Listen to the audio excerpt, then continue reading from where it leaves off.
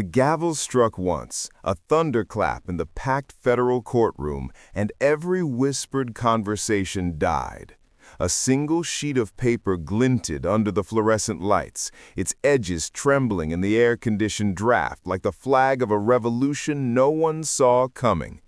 Cameras weren't allowed inside, but the tension alone felt broadcast in high definition. Phones buzzing with leaks, eyes darting toward the defense table, and an entire nation waiting to inhale.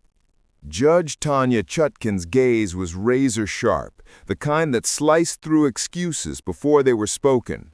Across from her, Representative Jasmine Crockett shifted in her seat, jaw tight, eyes burning with the indignation of someone who believed they'd already won the narrative war. She began to rise, fingers gripping her notes as though holding on to a lifeline, but the judge's hand lifted first, a command without words. The room gasped. This was not the usual Washington theater. This was a collision of power and principle. The moment stretched.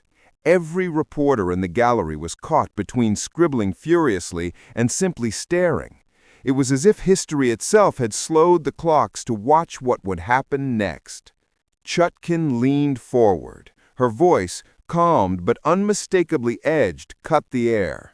"Representative Jasmine Crockett, you will pause." It wasn't shouted. It didn't need to be. The force of it rolled across the benches like a shockwave, and in the back row someone actually clutched their chest. Crockett blinked, visibly thrown off script. Her argument, rehearsed, defiant, dripping with the usual political theater, seemed to evaporate. The judge's eyes flicked to the mysterious document lying on the podium between them. Rumors had swirled about what it contained. An unredacted transcript, a damning admission, a piece of evidence too potent to ignore. For a heartbeat, the entire chamber leaned in, almost magnetized by the paper's secret weight. No one could have predicted what that single sheet would unleash. No one could have guessed how quickly the facade of control would crumble. In that instant, the drama of 1,000 hearings condensed into one breathless standoff between authority and audacity. Just hours before the gavel fell, the city was already vibrating with anticipation. Outside the courthouse, a quilt of protesters and supporters lined the steps, their signs catching the pale winter sunlight like 1,000 mirrors of outrage and hope. Chants of "Justice Now" mingled with defiant countershouts, and camera crews prowled for the perfect reaction shot. This wasn't just another Beltway showdown. It had become a stage where two visions of the nation squared off, each claiming the mantle of truth.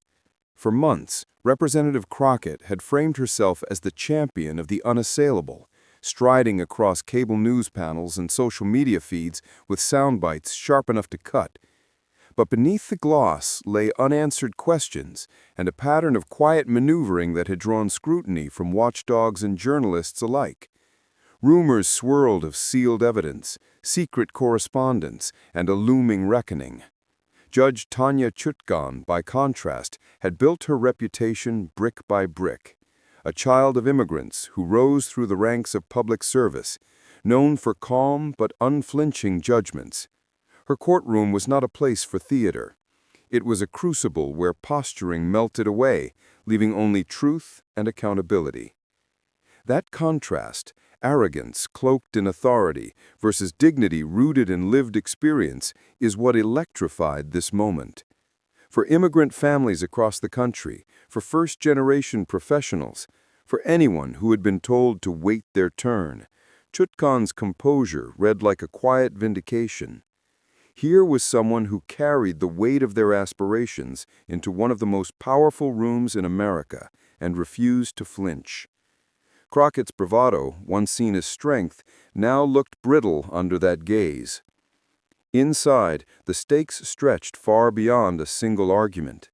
At issue was not merely procedural sparring, but the credibility of institutions at a time when trust in them had frayed to the thinnest of threads. Was the courtroom still sacred ground where facts outranked soundbites, or had it become just another arena for the spectacle? The outcome would ripple into headlines, primetime debates, and living rooms from Phoenix to Philadelphia. Viewers sensed this and clung to every update like lifelines in a storm. And then there was the document, the one glinting under fluorescent lights, rumored to contain a revelation powerful enough to upend months of narrative. Nobody outside a tight circle knew exactly what it proved, but speculation ignited across Twitter, TikTok, and podcasts before the hearing even began. The idea that a single piece of paper could expose a hidden truth felt almost cinematic, a plot twist unfolding live. It tapped into the deeper hunger of a country yearning for accountability, for the unmasking of arrogance by steady dignity.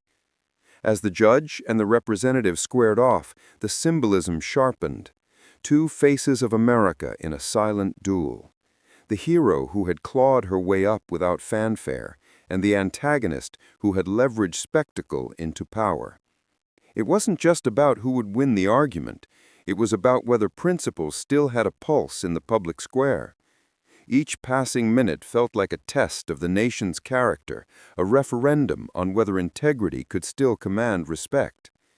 And if the stakes seemed high now, they were about to skyrocket. Whispers in the corridor hinted that the contents of that mysterious document would not only derail Crockett's argument, but also send shockwaves through the very institutions she had tried to manipulate. Insiders murmured that what was about to be revealed would make headlines in every corner of the country by nightfall. Viewers thought they'd seen it all, until the next reveal. Long before Representative Jasmine Crockett sat in that courtroom, she had already cultivated an image as the untouchable force of her party's hard-edged faction, a firebrand who thrived on confrontation, a headline magnet who understood the power of viral outrage. Her rise had been meteoric. She first entered the national scene as a state legislator railing against what she called elitist overreach. But within months, she was leveraging the very connections she denounced. Behind the scenes, donors whispered about lavish fundraisers and private clubs, contracts steered toward allies, and a string of ethics complaints quietly settled before reaching the headlines. On camera, she spoke in populist cadences, promising to defend real Americans against shadowy forces. Off camera, she courted those same forces, building a war chest from industries she publicly condemned. One symbolic moment came when she appeared at a protest for affordable housing, while her own office was simultaneously greenlighting a tax break for a luxury developer whose gala she attended that very night. Photos of her slipping out of a chauffeured SUV in designer heels went viral, an image that, for many, crystallized the contradictions of her public persona.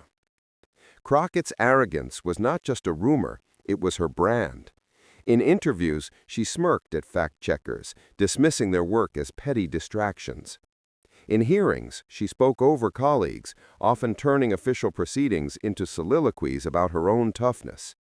When questioned about inconsistencies, she doubled down, framing herself as the victim of bias, calling her critics agents of the swamp. This pattern earned her a loyal base of supporters who reveled in the spectacle, but it also created a paper trail of overreach. Memos, contracts, and recorded calls hinting at a reality she fought to conceal. 2 years before the courtroom showdown, an especially telling incident occurred. Crockett had publicly promised to fight for the working family in a high-profile labor dispute.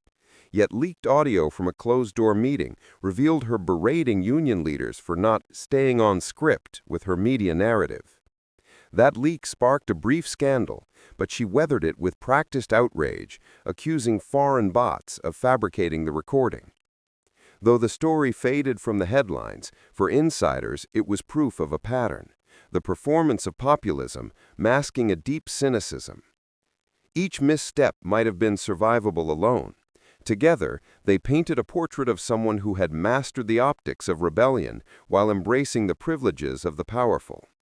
This was the essence of the villain framing, a politician who could summon righteous anger on cue, but recoiled when confronted with accountability. Her world was one of carefully staged optics, glossy social media videos, and a network of consultants who measured each word for maximum clickability. The irony was hard to miss. Crockett had built her reputation on exposing others, but in doing so, she had left herself open. She often boasted of having nothing to hide, but staffers whispered about burner phones, encrypted apps, and sudden staff turnover whenever an investigation loomed. A former aide described the atmosphere as living inside a reality show where only the next headline mattered. Another recalled being ordered to shred documents for optics ahead of a routine audit. Whether these anecdotes were exaggerations or not, they circulated widely enough to form the undercurrent of suspicion humming beneath her public appearances. In Washington, reputations are fragile, but Crockett had seemed immune until she crossed paths with Judge Tanya Chutkan.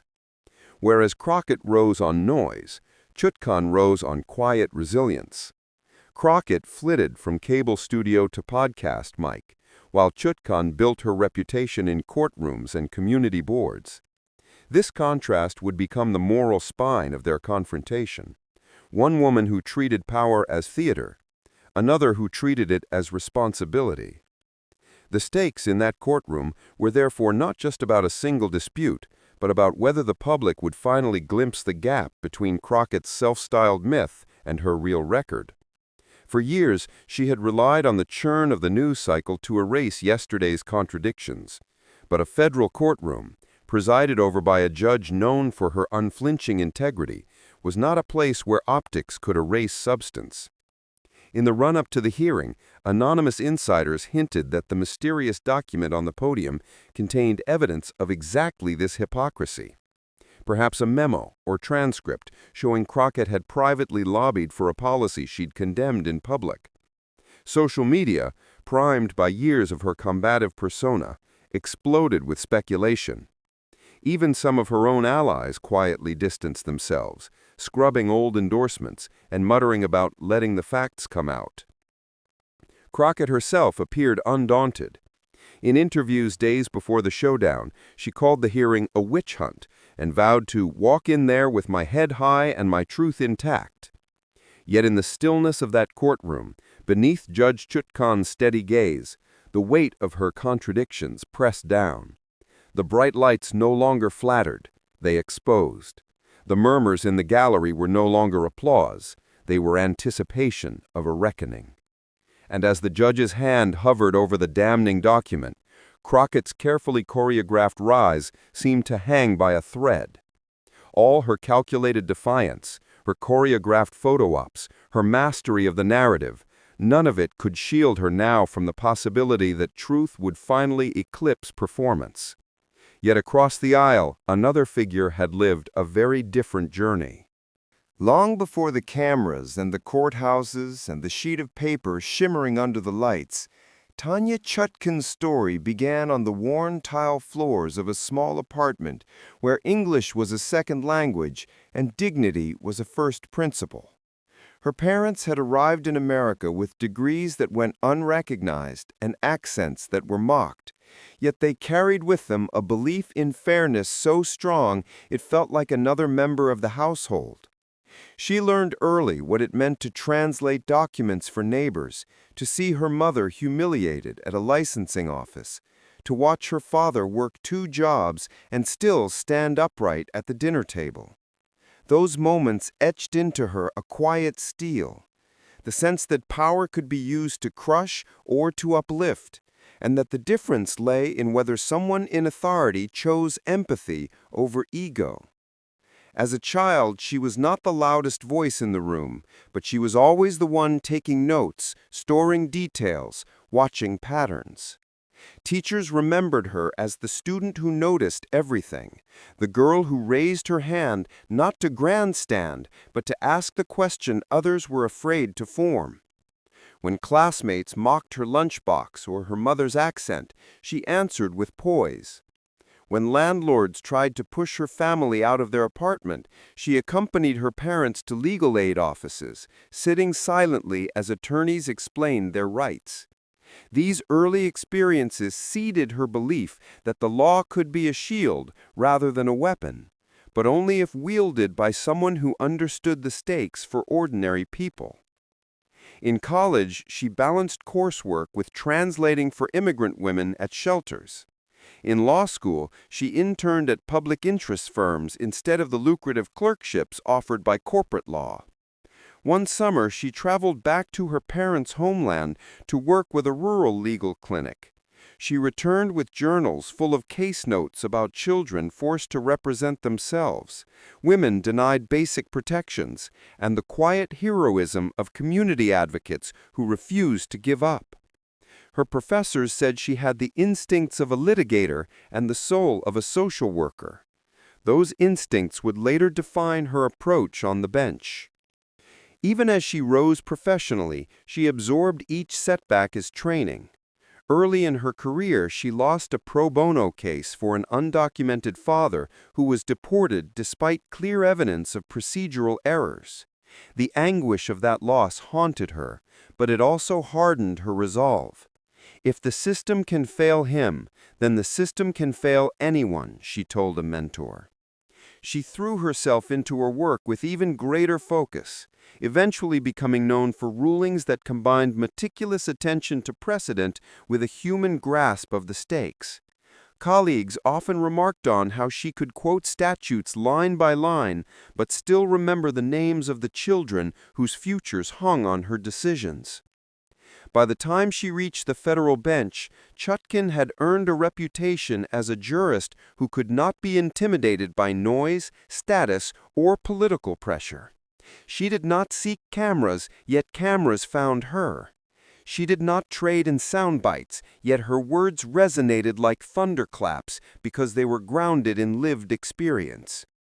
Each decision she handed down was, in a sense, an argument with the ghosts of her past, a promise to the child she had been, watching her parents navigate a foreign system with dignity but no leverage. Her story also held moments of sacrifice invisible to the public eye. She turned down lucrative offers from white-shoe law firms to remain in public service. She skipped family vacations to meet filing deadlines for indigent clients. She quietly mentored young attorneys of color, many of whom later said she was the first person in power who told them their presence in the courtroom mattered. Each choice reinforced the pattern: dignity over ambition, substance over spectacle. This history is what made her so uniquely prepared for the confrontation now unfolding in the courtroom. While Crockett honed her skills in the spotlight, Chutkan honed hers in the shadows of crowded legal aid offices, in late-night strategy sessions with exhausted public defenders, in the moral arithmetic of cases where no one watched. She knew what it meant to face down institutions designed to say no. She knew how to hold her ground when someone tried to intimidate or talk over her. And she knew the quiet satisfaction of winning not applause but fairness.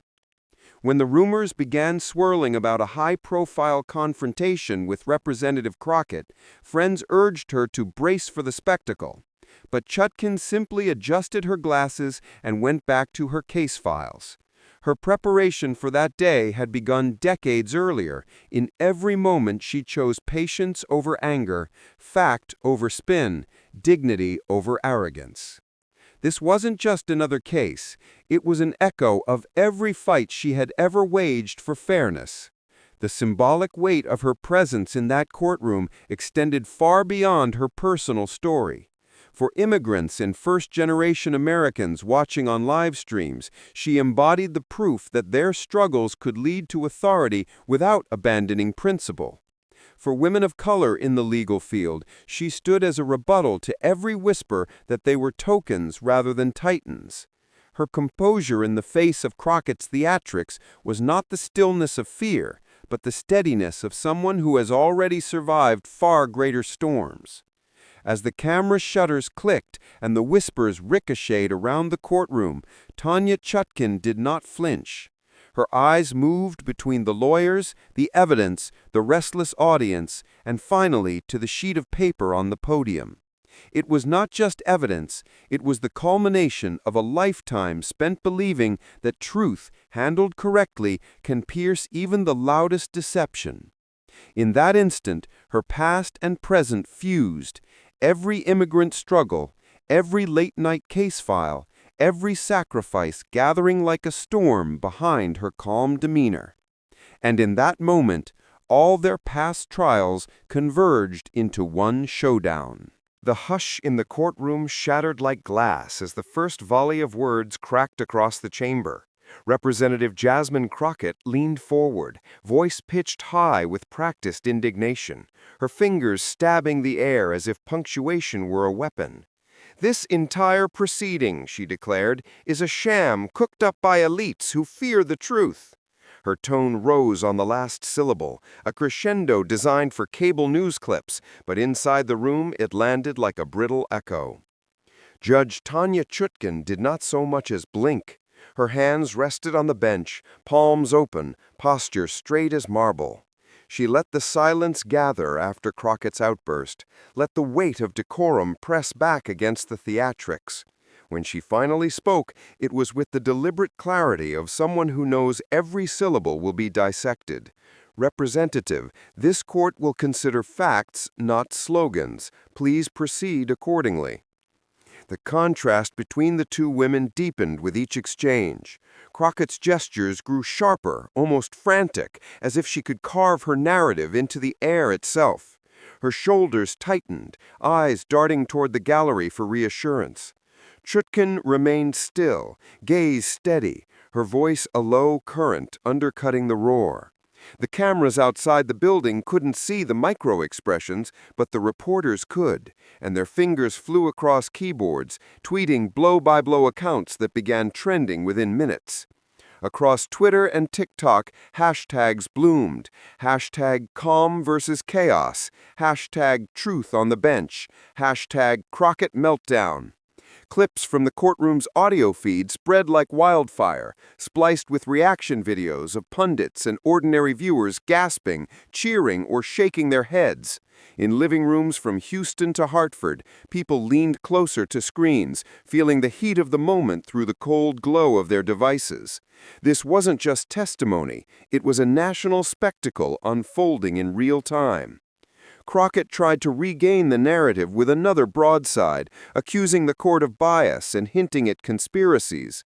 But her words tangled, her voice cracking on a key phrase. She reached for her notes, shuffled them, then waved a hand dismissively as though the facts were beneath her. Chutkan seized the opening with a single measured question that sliced through the rhetoric. "Representative, can you provide documentation for that claim?" The room went still. Crockett's mouth opened, then closed. She fumbled with her papers, but produced nothing.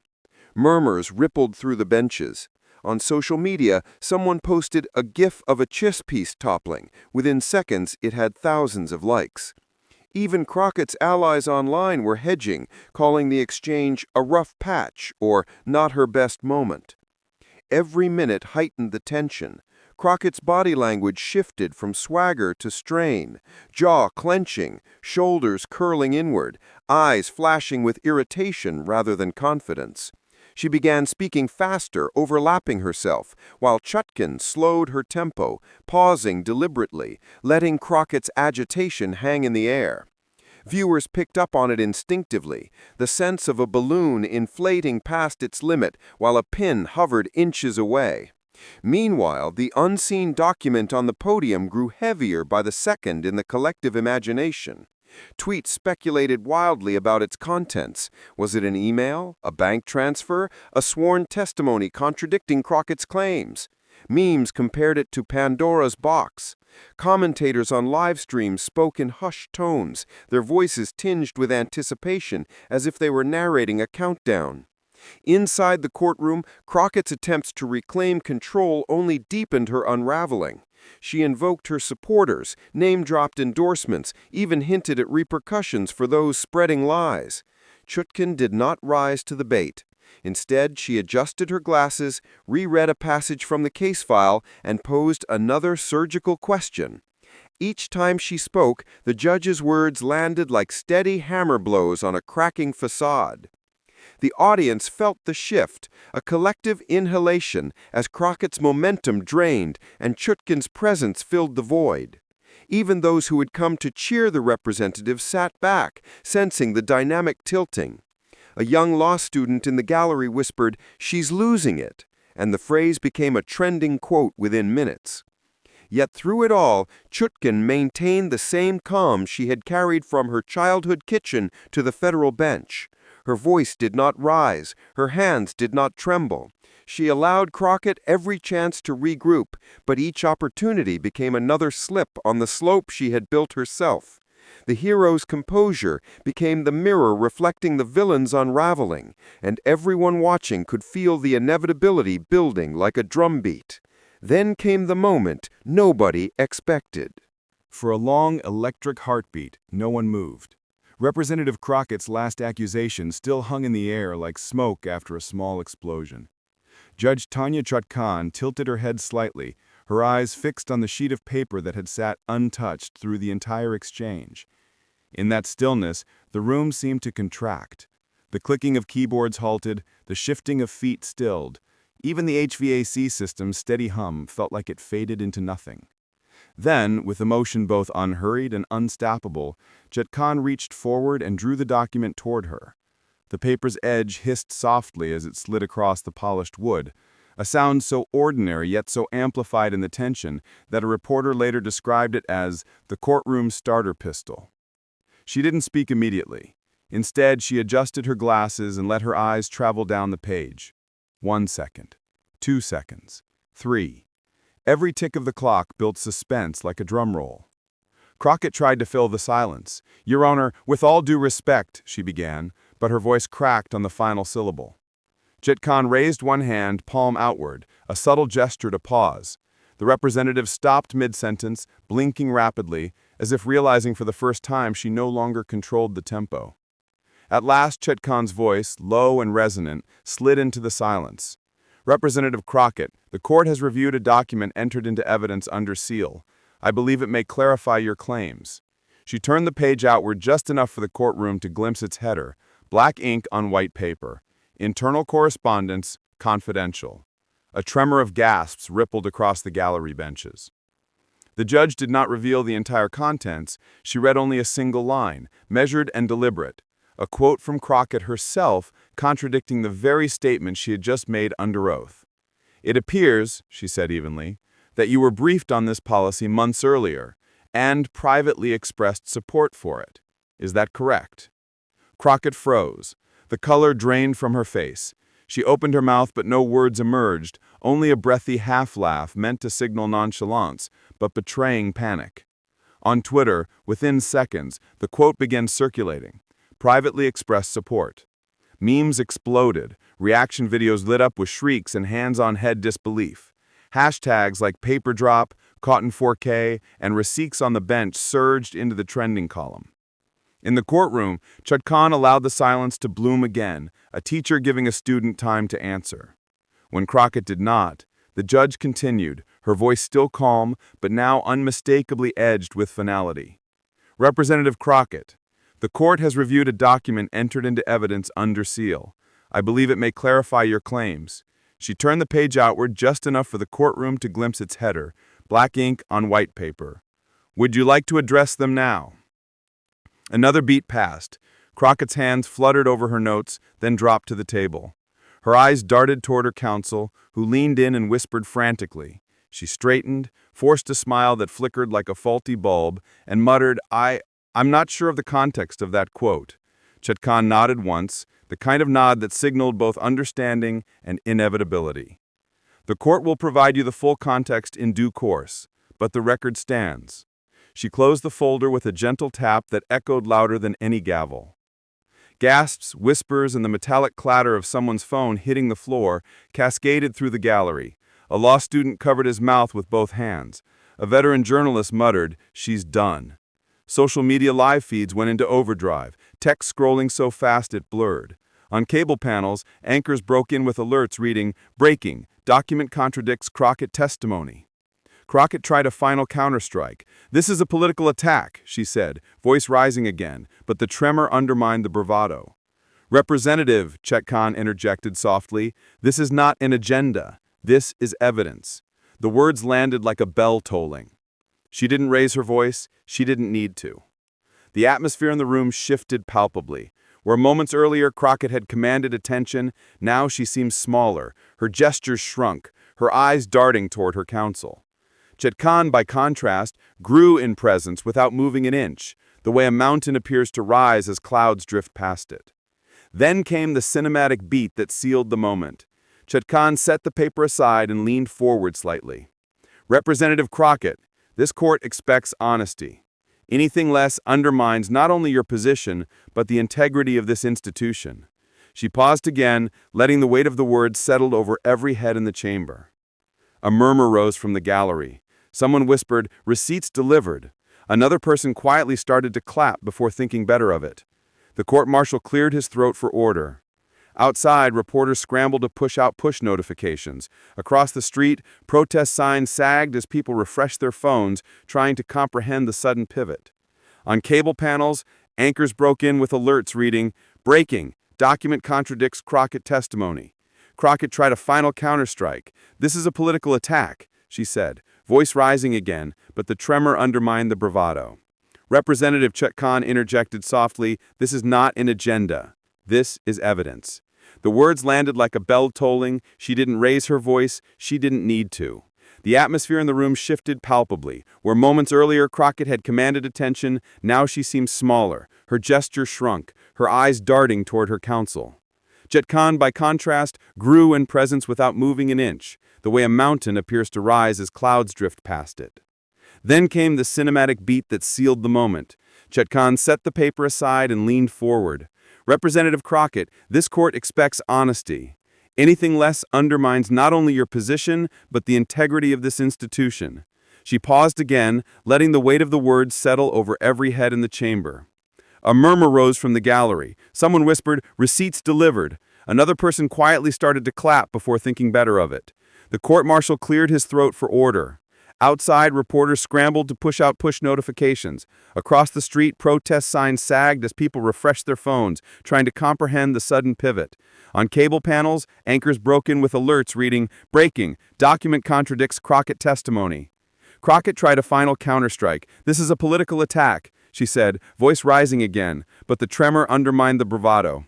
Representative Chetkan interjected softly, "This is not an agenda. This is evidence." The words landed like a bell tolling. The atmosphere in the room shifted palpably. Where moments earlier Crockett had commanded attention, now she seemed smaller, her gestures shrunk, her eyes darting toward her counsel. Chetkan, by contrast, grew in presence without moving an inch, the way a mountain appears to rise as clouds drift past it. Then came the cinematic beat that sealed the moment. Chetkan set the paper aside and leaned forward slightly. "Representative Crockett, this court expects honesty. Anything less undermines not only your position, but the integrity of this institution." She paused again, letting the weight of the words settle over every head in the chamber. A murmur rose from the gallery. Someone whispered, "Receipts delivered." Another person quietly started to clap before thinking better of it. The court-martial cleared his throat for order. Outside, reporters scrambled to push out push notifications. Across the street, protest signs sagged as people refreshed their phones, trying to comprehend the sudden pivot. And anything less undermines not only your position, but the integrity of this institution. The drama rippled out like concentric circles on water. In newsrooms, editors shouted for graphics. On podcasts, hosts gasped mid-sentence as interns handed them printouts of the leaked quote. Reaction montages began appearing online within minutes, splicing Crockett's past speeches with the newly revealed evidence. Some showed her fiery declarations dissolving into the judge's calm question, "Would you like to address them now?" Overlaid text read, "When the receipts arrive." Even Crockett's staunchest allies on social media wavered. Influencers who had built entire brands defending her went silent, posting vague statements about needing more information. Commentators who had framed the hearing as a witch hunt suddenly shifted tone, calling for full transparency. The narrative Crockett had spent years curating now lay in shards on the floor of a federal courtroom. Inside, Chutkan closed the folder and folded her hands. "We will take a brief recess," she said, and rose from the bench.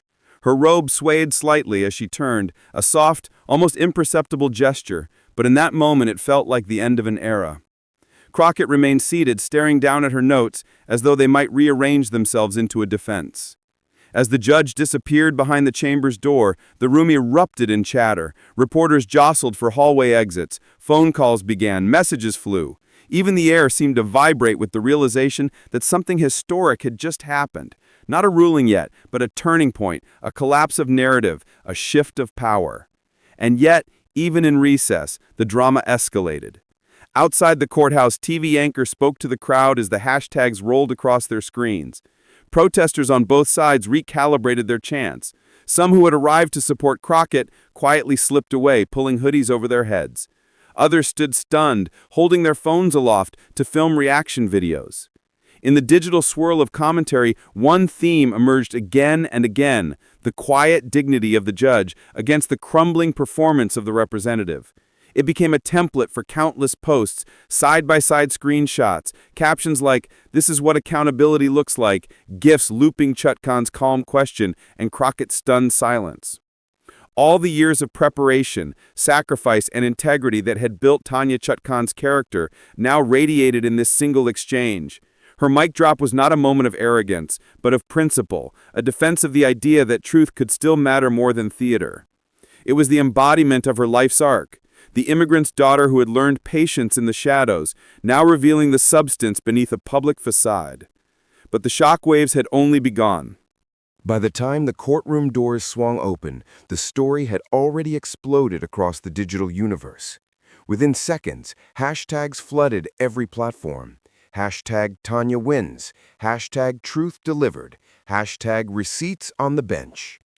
Memes appeared faster than reporters could type, juxtaposing Chutkan's calm, unflinching gaze with Crockett's stunned expressions. One viral post paired a side-by-side of Crockett mid-rant and Chutkan calmly holding the document, captioned simply, "Chaos meets clarity." It spread like wildfire, circulating not just among political junkies, but ordinary Americans scrolling through feeds in offices, coffee shops, and living rooms across the nation. On Twitter, threads grew into sprawling narratives.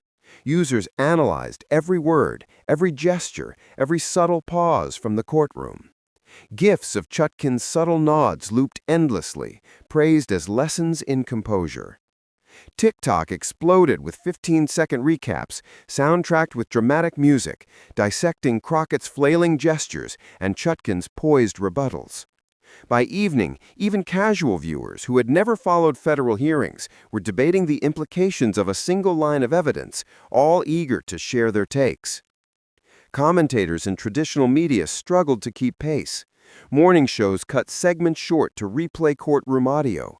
Cable anchors repeated the privately expressed support quote over and over, analyzing its implications, while panelists offered dramatic slow-motion reenactments. Late-night hosts jumped in, blending political analysis with humor, turning Crockett's collapse into a cultural moment that transcended partisanship. The digital and traditional media spheres intertwined, amplifying the ripple effect to a level few could have predicted. Celebrities weighed in as well.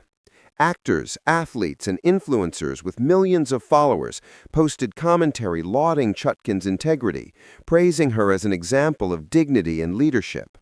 One high-profile activist tweeted, "Finally, a reminder that courage and calm can topple arrogance in real time." The post garnered tens of thousands of retweets, comments brimming with gratitude, admiration, and shared stories of personal struggles overcome by principled action. Even musicians and writers referenced the moment in interviews, framing it as an emblem of justice triumphing over self-interest. Politicians were not immune. Allies of Crockett scrambled to craft statements that walked the fine line between support and acknowledgement of the evidence. Some offered vague praise for the judicial process, while others quietly deleted prior endorsements or social media posts to avoid association with what had just unfolded. Opposition seized the moment, framing the document's revelation as proof that accountability, not optics, should drive leadership. The courtroom, once a contained legal space, had become a national stage where reputations were being rewritten live. Yet the contrast between public reaction and official statements was stark. Outside the fervor of social media, official channels maintained a cautious neutrality. The Department of Justice and court spokespeople emphasized process and procedure, refusing to comment on specific evidence. Law enforcement agencies noted that no official conclusions had been reached, and formal statements reminded the public that ongoing proceedings must remain impartial. While the world buzzed with excitement and outrage, the machinery of authority operated in slow, deliberate steps, a reminder that justice and spectacle often travel on different timelines. Even as commentators dissected the micro and macro consequences, ordinary citizens engaged deeply. Immigrant families who had followed Chutkan's journey from news profiles and local features shared posts highlighting her story as a personal inspiration. Parents told children about her composure. Students in law programs posted essays connecting their own struggles to the lessons of integrity on display, and communities long overlooked by national politics felt seen. For them, the courtroom spectacle was validation, proof that hard work, patience, and moral clarity could shape outcomes in a world often dominated by noise. The sheer speed and intensity of the ripple effect created a feedback loop. Social media reactions fueled cable coverage, which fueled more posts and commentary, turning the single courtroom moment into a multi-platform phenomenon. Memes became shorthand for larger discussions: civility versus hubris, preparation versus posturing, principle versus performance. Even news organizations framed follow-ups around audience sentiment, highlighting the cultural resonance as much as the legal implications. Meanwhile, Crockett's base of attempted damage control. Statements were carefully measured, emphasizing procedural fairness and framing the document as misinterpreted or taken out of context. Analysts noted that these defensive maneuvers, however, only reinforced the perception that the collapse had been decisive. Every effort to spin the narrative further amplified the contrast between the hero's calm authority and the antagonist's fracturing composure. In the digital and real-world echo chambers, Chutkan became a touchstone for reflection on leadership, integrity, and resilience. Commentators framed the moment as a rare convergence of preparation and principle, reminding audiences that courage often manifests in quiet steadiness rather than grandstanding. Fans and followers created threads comparing prior courtroom battles, highlighting Chutkan's consistent record of fairness and poise, further elevating her as an emblem of dignity in public service. And yet, beneath the social media storm, the news cycles, and the official statements, one truth remained. The revelation of that document, the visual of composure meeting chaos, was only the beginning of a cascade of consequences yet to unfold. As the courtroom emptied and the cameras receded, Tanya Chutkan remained for a moment longer, folding her hands and letting the silence settle like a warm, steady blanket over the tension that had dominated the day. The confrontation was over, but its resonance was far from fading. Across the nation, people reflected not just on a political skirmish, but on the deeper lesson quietly etched into every measured word, every pause, every unshakable gaze, that integrity has power far greater than bravado, and that dignity, once claimed, cannot be stolen. Chutkan's story reframed the encounter. What might have seemed like a clash between two individuals became a mirror for the values Americans aspire to hold: courage over performance, preparation over spectacle, empathy over ego. Her calm dismantling of Crockett's theatrics revealed that leadership is not a platform for self-aggrandizement, but a responsibility to honor truth and serve the public good. It was a lesson that resonated far beyond the federal courtroom. In living rooms, classrooms, community centers, and immigrant households where children had long been taught to respect authority while dreaming of change. The contrast between the hero and the antagonist crystallized into a moral clarity impossible to ignore. Crockett's collapse, chaotic and loud, underscored the emptiness of arrogance divorced from accountability. Chutkan's poise, by contrast, embodied the quiet strength of someone who has faced real struggle and carried it forward with humility and determination. Her life, marked by sacrifice and service, illuminated the principle that true power is rooted not in how loudly one can shout, but in how faithfully one can act when no one is watching. The audience, both digital and physical, sensed the universal truth at the heart of the moment. On social media, the commentary shifted from shock to reflection. Users shared stories of mentors who had quietly guided them, of teachers who demanded rigor without reward, of family members whose sacrifices had shaped their own sense of possibility. Memes and hashtags transformed from satire to affirmation. Hashtag dignity over drama. Hashtag service matters. Hashtag truth wins. Becoming mantras that reminded people that heroism often resides in consistent principle rather than fleeting theatrics. Even political commentators who had initially framed the event as a spectacle now acknowledged its deeper resonance.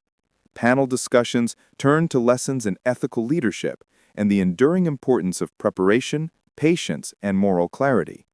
Celebrities highlighted Chutkan's immigrant roots, emphasizing the inspirational weight of her journey, that a life built on empathy, effort, and adherence to principle can influence not just the present, but the trajectory of an entire community. The crescendo of inspiration came not from a single line of dialogue, but from the culmination of the narrative.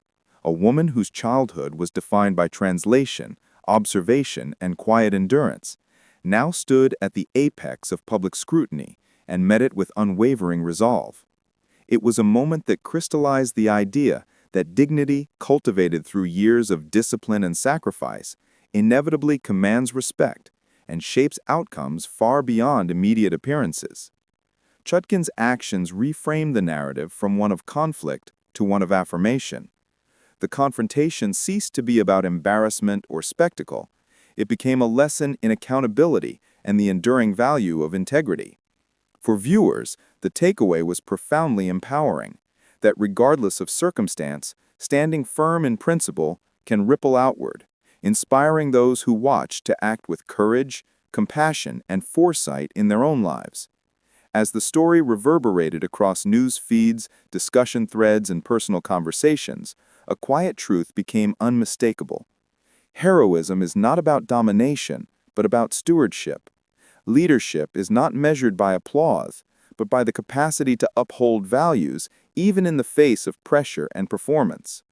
Chutkan's journey, from the challenges of her immigrant childhood to the high-stakes courtroom showdown, illustrated that service and preparation outweigh spectacle, and that integrity, once anchored in a life of principle, can withstand even the harshest of tests. And this story leaves one powerful takeaway. When Judge Tanya Chutkan cut off Representative Jasmine Crockett's argument and revealed the document that changed everything, it wasn't just a courtroom moment. It was a lesson for every American watching. What began as a clash of personalities became a vivid display of principle triumphing over performance, dignity prevailing over arrogance. The gavel, the glint of that single sheet of paper, and the calm authority of the judge reminded viewers that truth is not negotiable, and that preparation, patience, and integrity can outshine even the loudest theatrics. This wasn't merely a political spectacle, it was a story of empowerment. For immigrants, first-generation professionals, and anyone who has faced systemic obstacles, Chutkan's composure and moral clarity offered proof that resilience and honesty matter, and that lives built on principle can influence entire institutions. It affirmed the idea that courage isn't measured by volume or aggression, but by quiet, unwavering commitment to what is right, even when the spotlight is blinding and the stakes are historic. Now the moment has passed from the courtroom into the hearts and screens of millions. The debate, the reactions, the social media storm, they all leave us with a choice: to witness these lessons passively or to carry them forward in our own lives. Every share, every discussion, every subscription to thoughtful storytelling amplifies the impact of integrity over spectacle. So take this story with you. Share it with someone who needs a reminder that dignity and service matter. Subscribe to stay connected to narratives that inspire, challenge, and uplift. Be part of a movement that celebrates truth, courage, and the quiet heroes who remind us that principled action can change everything. The story of this courtroom clash is over, but the lesson and the power it carries is yours to act on.